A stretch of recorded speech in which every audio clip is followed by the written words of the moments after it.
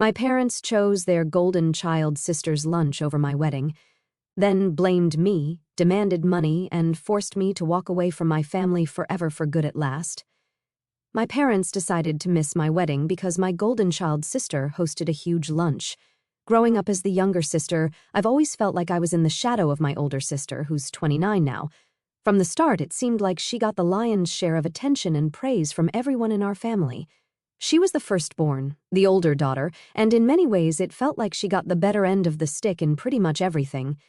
For the longest time, I tried to convince myself that maybe I was just imagining things, maybe I was just being too sensitive or seeing conflicts where there weren't any. But as the years rolled by, all these little moments of disparity between how we were treated started to add up. It became increasingly clear that my feelings weren't just figments of my imagination. I wasn't making it up. My sister really was the favored child. It didn't matter what the situation was, she always seemed to get the benefit of the doubt. Even if she did something totally out there, something you'd think would definitely not fly with our parents, somehow she'd still come out smelling like roses. On the other hand, I felt like I was constantly under scrutiny, and no matter what I did, it just wasn't good enough. Living in that kind of environment, where you feel constantly undervalued, really started to wear on me. I knew I had to do something drastic if I was ever going to find my own peace of mind. So, as soon as I could, at 18, I moved out. That distance, that physical space away from the constant comparisons and judgments, did wonders for my mental health. For the first time, I could breathe, think, and just be myself without feeling like I was being pitted against my sister. But just moving out didn't magically fix everything. Despite the distance, my sister seemed to carry on this campaign to tarnish my image with our parents. She went as far as to tell them I was involved with drugs and heavy drinking, none of which was true. The worst part? My parents believed her. They didn't even pause to consider my side of the story. They didn't ask if I wanted to defend myself, and when I suggested taking a drug test to prove my innocence, they didn't care. They had already made up their minds. That was a huge blow.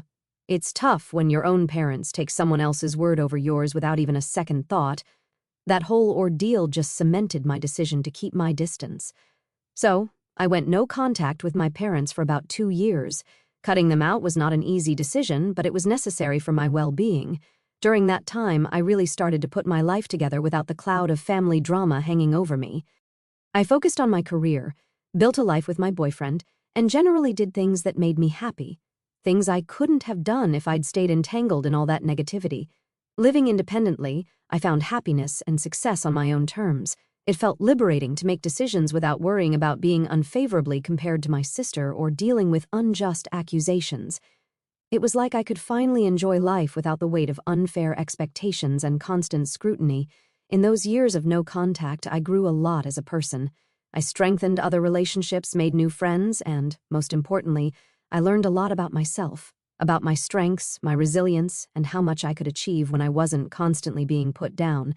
I wasn't on speaking terms with my parents, we hadn't talked for months. But then I got this news that really shook me. My dad was hospitalized. Despite everything that had gone down between us, I felt a strong pull to be there for him. I've always believed that you shouldn't treat people poorly just because they might have treated you poorly. Instead, I try to treat people the way I aspire to be, regardless of their actions. So, I decided it was my duty as a daughter to show up for my dad in his time of need. During his hospital stay, I reached out, and we slowly started talking again. It wasn't easy, but it felt necessary. It was like we were cautiously mending the fragile threads of our relationship. My sister, however, wasn't thrilled about this at all. She seemed wary, maybe even a bit threatened by our reconciliation. But I was firm about my decision to reconnect with our parents. I was standing my ground this time. As things started to look a bit better between us, my parents opened up about another issue they were facing, some financial troubles. Maybe it wasn't the smartest move, but I decided to help them out as much as I could. In my head, I thought that by stepping up where my sister had stepped back, maybe they'd start to see me as an equal, not just the second choice. This wasn't just about money for me. It was about proving a point, about showing that I could be relied on when it counted. And it kind of worked. Whenever my sister tried to stir things up again, my parents would actually defend me, pointing out how she wasn't there for them when they really needed her. It felt good to know that they appreciated my efforts, even if part of me knew they were probably scared of pushing me away and losing the financial help I was giving them. I knew if they crossed a line again, I wouldn't hesitate to step back, and they knew it too. They needed the help, and they couldn't afford to mess things up with me this time. Some might think I was being manipulative or that I was a bad person for holding the financial aid over their heads, but honestly, I was just tired of being treated like I didn't matter. I was willing to do what it took to change that dynamic, to make sure I was valued and respected in my family. Amid all this family drama, there was a bright spot: my relationship with my boyfriend. We were going strong, and after celebrating our 4th anniversary together, he proposed. I said yes. It felt like things were finally turning around for me personally. My life was on an upswing. I was repairing my relationship with my parents, my career was going well, and now I was engaged to the love of my life. We started planning our wedding, and everything seemed almost perfect. Well, almost perfect, except for one thing: my sister. She couldn't hide her surprise, almost disapproval, that I was getting married so young, especially when she herself wasn't even married yet. Her reaction was a bit of a downer, but I wasn't going to let it dampen my spirits. Everything was lined up beautifully for the future. I had managed to establish a somewhat symbiotic relationship with my parents, where we were all getting something we needed from each other. My job was rewarding, my personal life was blooming, and I was excited about what lay ahead. My sister's feelings about my marriage were just another hurdle, but not one that could stop me from moving forward and embracing my happiness. My sister has never really had what you'd call a stable relationship. None of her romantic ventures have lasted more than a year, so it's no big surprise that she's not married yet. But despite her own lackluster love life, she had this bizarre idea that because she wasn't married, I shouldn't get married either. Honestly, her logic felt like complete nonsense to me, so I just decided to ignore it. I had my own life to live, and I was excited about my upcoming wedding. The wedding date was set for a weekend to make sure everyone we cared about could attend without too much hassle. I even sent out invitations to my sister and my parents because, despite all the ups and downs, I really wanted my family to be there.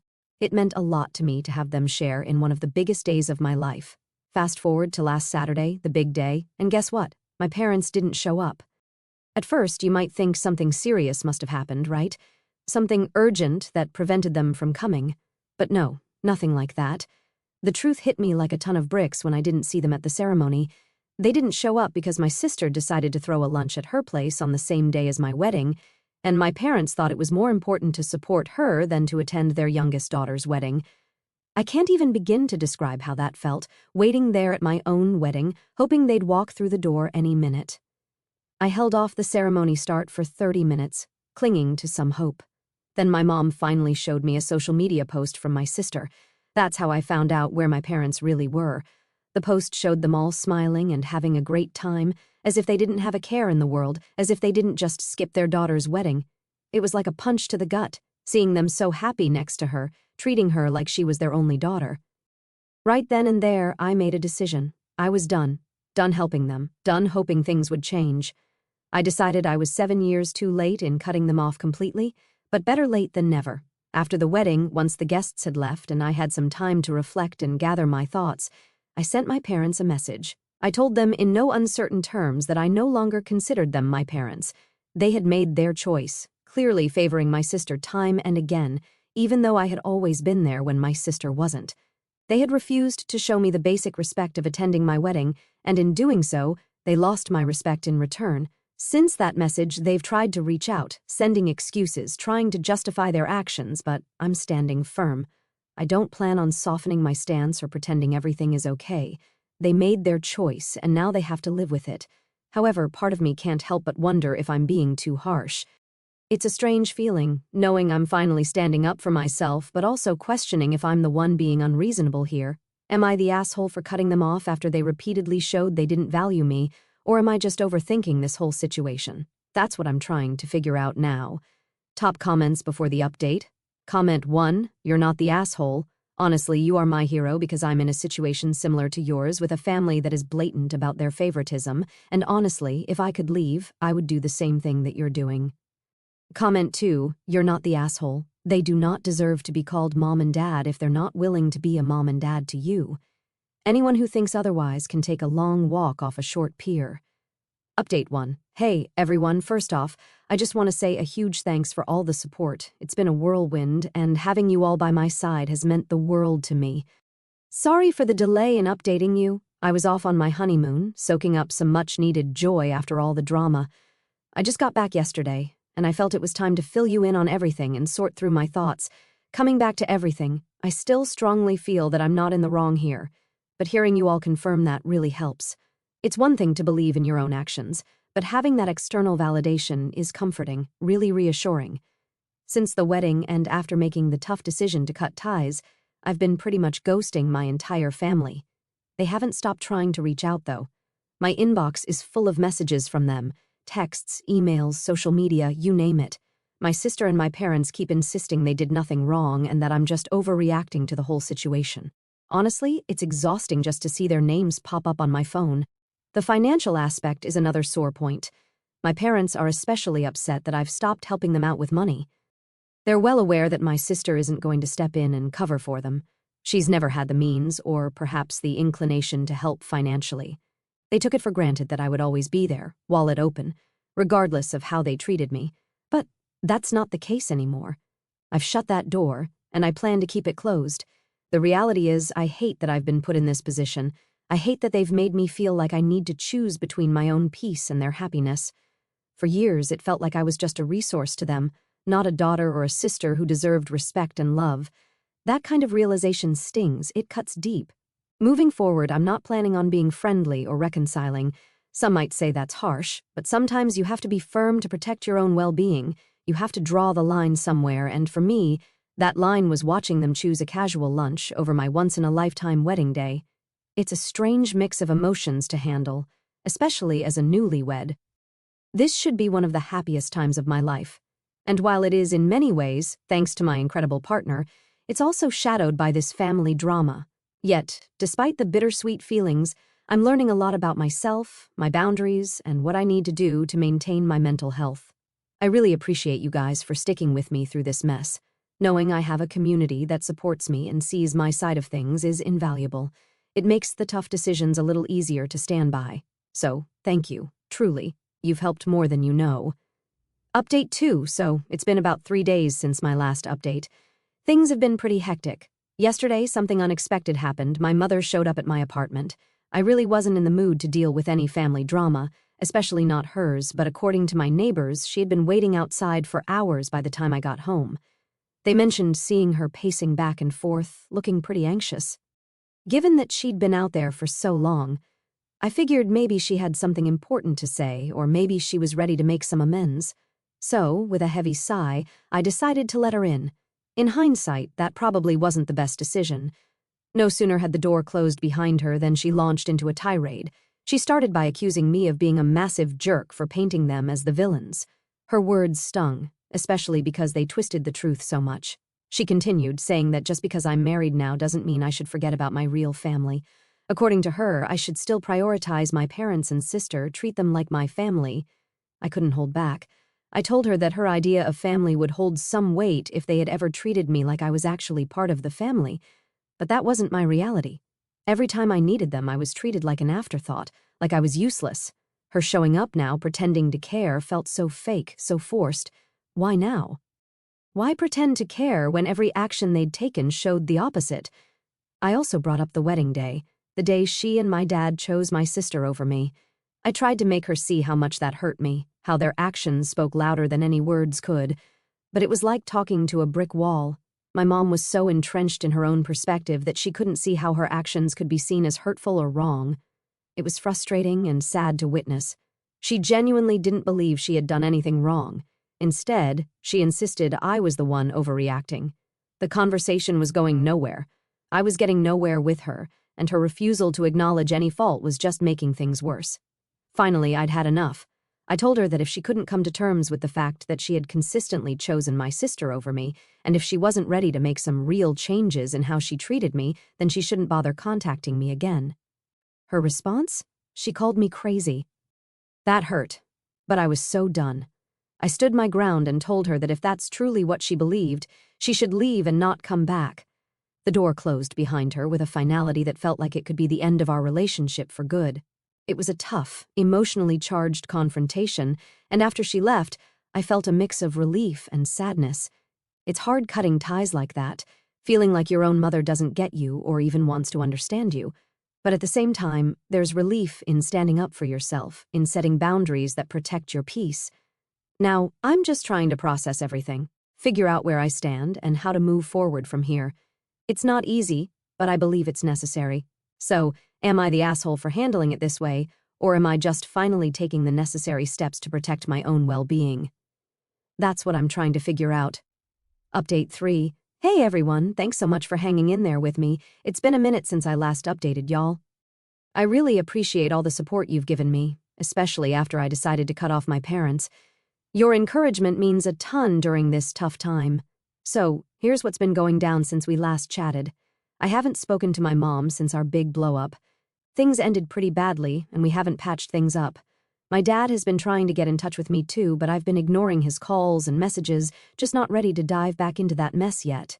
And then there's my sister. She actually hit me up on social media, telling me to grow up and stop overreacting. According to her, the lunch she hosted on my wedding day was super important, and she feels that family members sometimes need to make sacrifices for each other. I mean, really? On my wedding day? I shot back the same thing I told my mom. I've been super clear and consistent with all of them. I'm all for having a healthy relationship with my parents, but it's gotta be a two-way street. They need to show they're willing to make an effort too. I can't be the only one trying to make things work. It's just too exhausting, and honestly, it's not fair. So, unless they're ready to step up and put in some real work to fix things, I'm standing my ground. I'm not going to keep carrying all the emotional weight of our relationship on my shoulders. It's about time they started pulling their weight too.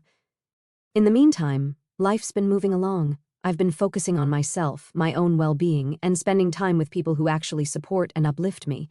It's not been easy, especially knowing that my family situation is so strained, but I'm trying to stay positive and keep moving forward. Again, thanks for all the love and support. It helps more than you know. Let's see how things go from here. I'll keep you all posted. Update 4. Ever since I moved out and started my independent life, I've been doing my best to keep a healthy distance from my family's chaos. Unfortunately, my sister and my parents seem to have made it their mission to drag me back into the old dynamics we had, the ones I've been working so hard to escape. Starting with my sister, who recently decided to reach out, not with an olive branch, but with a demand for a substantial amount of money. Apparently, she has come up with a business idea and concluded that because I have managed to carve out a stable life for myself, I should fund her venture. Her argument: since I've built a career and life despite the lack of support from our parents, it's only fair that I support her now. The entitlement didn't just stop there. When I told her no, she didn't just accept it, she actually threatened to take legal action against me, claiming that some of my earnings should rightfully belong to her because, according to her, our parents used funds from her college savings to help me get on my feet. A blatant lie. The conversation quickly spiraled from bad to worse. She tried to manipulate me by saying that if I didn't invest in her business, it would be a clear sign that I was still holding on to past grudges and hadn't really moved on. This twisted logic was her way of guilt-tripping me into complying with her demands. As if dealing with my sister wasn't enough, my parents have thrown their weight behind her, echoing her claims and demands. They've been painting a picture where it's my duty to step up and help stabilize the family finances by backing my sister's project.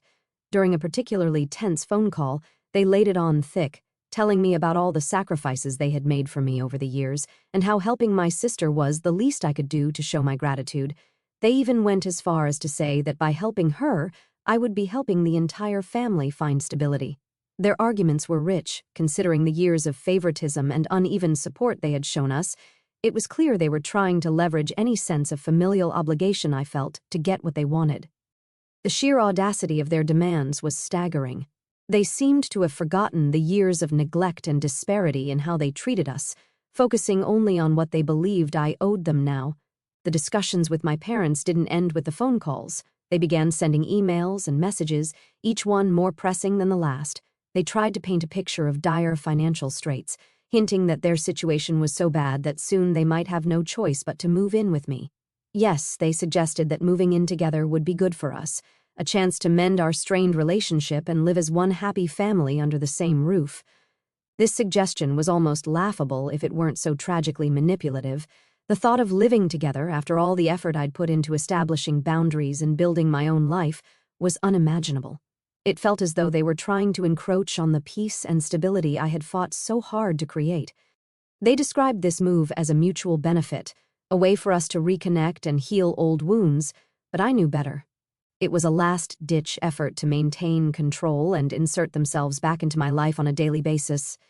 I found myself grappling with feelings of guilt and frustration.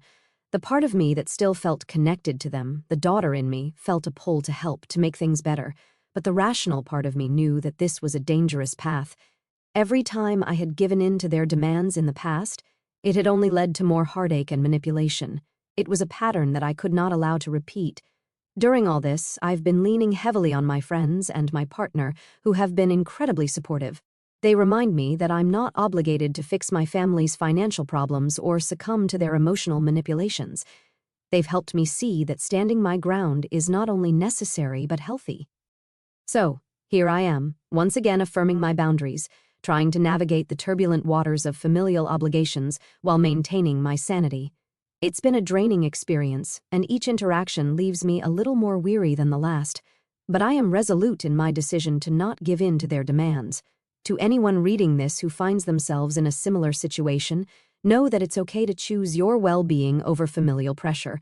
It's okay to say no, and it's okay to protect your peace, even if it means making tough decisions that others might not understand. Thanks for letting me vent and for all your support. It's been invaluable in helping me stay strong. What do you think about this situation? Am I handling this the right way, or is there a different approach I should consider? Your feedback and shared experiences are always appreciated. Update 5. Hello again, everyone. As always, your support has been a lifeline during these turbulent times with my family. It seems each time I write, the situation has grown increasingly complex, and this update is no exception. Since we last talked, the dynamics have intensified with my family, particularly with my sister and parents. I had hoped that establishing clear boundaries would help them understand where I stood, but it appears to have had the opposite effect, emboldening them to push even harder against those boundaries.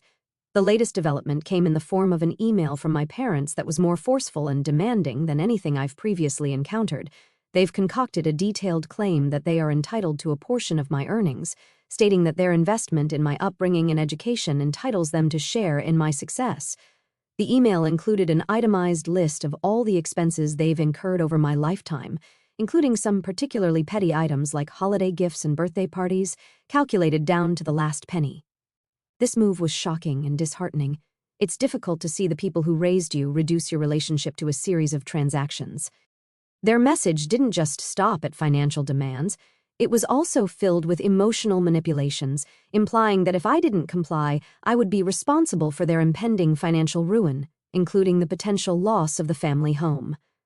They suggested that by not helping financially, I would essentially be turning my back on the family and everything they stand for. Meanwhile, my sister has taken a different approach to apply pressure. She has started a campaign on social media, posting vague but pointed messages about the importance of family support and unity during tough times. These posts are clearly directed at me, painting her as the struggling sibling who is being unjustly neglected by her more successful sister. This public display of our private issues has not only strained our relationship further, but has also involved the wider circle of our extended family and mutual friends, some of whom have begun to message me privately, urging me to mend fences and help out. The combined pressure from both fronts is immense. My parents' attempts to guilt-trip me about the family home and my sister's public appeal to familial duty have made it incredibly difficult to maintain the distance I need for my mental health. However, these tactics have also reinforced my belief that the boundaries I set were not only necessary but essential for preserving my autonomy and well-being. In response to their latest maneuvers, I took several days to gather my thoughts and consult with a few trusted individuals, including my partner and a close friend who has some legal expertise. Their insights were invaluable in helping me craft a response that was firm yet respectful. I replied to my parents' email with a detailed message of my own. I acknowledged their feelings but reiterated that my financial independence is just that, independent. I explained that while I am grateful for their role in my life, I am not an investment and is unreasonable and unfair to treat me as such. I also addressed the issue of the family home, expressing sympathy for their situation but clarifying that I am not responsible for their financial decisions or the outcomes of those decisions. Regarding my sister's social media campaign, I decided to reach out to her directly through a private message. I asked her to respect our privacy and keep our financial disagreements off public platforms. I expressed my willingness to discuss our issues privately, but made it clear that I would not engage in a public debate over personal matters. To safeguard myself against potential legal threats hinted at by my sister in her messages, I consulted with a lawyer. The lawyer confirmed that there is no legal basis for my family's claims to my earnings and advised me to keep thorough records of all communications with them. This step, while precautionary, provided some peace of mind that I was on solid ground. The emotional toll of these developments cannot be understated. Each email, message, and post chips away at the resolve I've built to protect myself from their manipulative tactics. It's a constant battle to remind myself that I am not responsible for their happiness or financial stability. Through all of this, the community here has been a source of strength. Reading your messages and comments helps reinforce that I am not alone in this struggle and that others have faced similar challenges and come out stronger on the other side. As I move forward, I am focusing on maintaining the boundaries I've set and continuing to build a life with people who respect and support those boundaries. It's not easy, and I know there will be more challenges ahead, but I am committed to standing firm in my decisions. Thank you again for all your support. It truly makes a difference. I welcome any further advice you may have on dealing with family financial entanglements or maintaining emotional health amid familial pressure. Your insights and stories have been a beacon of hope and guidance. Last update, today. I'm writing what I intend to be my last update on here regarding my family situation. After much reflection and enduring increasingly invasive behavior from my family, I've made some definitive decisions about how I want to move forward. Since the last update, things escalated to a level I could no longer tolerate or manage through mere boundaries and firm emails. My family's actions turned from manipulative demands to outright harassment. The constant pressure, the invasive communications, and the emotional blackmail reached a point where my daily life and mental health were severely impacted. I realized that these were not mere oversteps, they were clear violations of my privacy and peace. In response to their unrelenting behavior, I took several decisive steps to protect myself and secure my future away from their influence. After consulting with legal professionals about the ongoing harassment, I made the tough decision to file charges against my family members. This was not a decision I took lightly, but it was necessary to formally address the severity of their actions and to legally prevent further harassment. The legal process was draining and emotionally taxing, but it reaffirmed my belief in protecting my well-being above all. Along with taking legal action, I made some significant personal changes. I've changed all my contact information, phone numbers, email addresses, and moved to a new location. The necessity of erasing my old contact details and physically relocating was a drastic measure, but essential in ensuring that my family could no longer reach me directly and disrupt my life. This entire journey has been one of the hardest periods of my life. Cutting ties completely with my family was a monumental decision filled with mixed emotions. Despite the relief of removing myself from a toxic environment, there's a profound sadness in acknowledging that my family relationships had deteriorated to such an extent. However, the support from friends, my partner, and professionals, along with many of you here, has been instrumental in helping me navigate through these changes. Moving forward, I am focusing on rebuilding and reinforcing the positive aspects of my life. I am investing time in relationships that are supportive and reciprocal, and I'm taking steps to enhance my mental and emotional health. The freedom from constant familial turmoil has already brought a new sense of peace and stability to my life, and I'm optimistic about the future. I wanted to share this final update as a closure for myself and as a thank you to all of you who have followed my journey, offered advice, and shared your own stories. Your support has been a beacon during my darkest times, and I'm profoundly grateful. As I close this chapter, I encourage anyone facing similar familial challenges to prioritize their well-being and seek out the resources and support systems available. Remember, it's okay to step away from relationships, even familial ones, that cause harm or distress. Taking steps to protect yourself is not an act of selfishness, it's an act of self-respect. Thank you once again for everything. I hope that sharing my story has helped others in some way, as your support has certainly helped me. Wishing everyone strength and peace on your own journeys.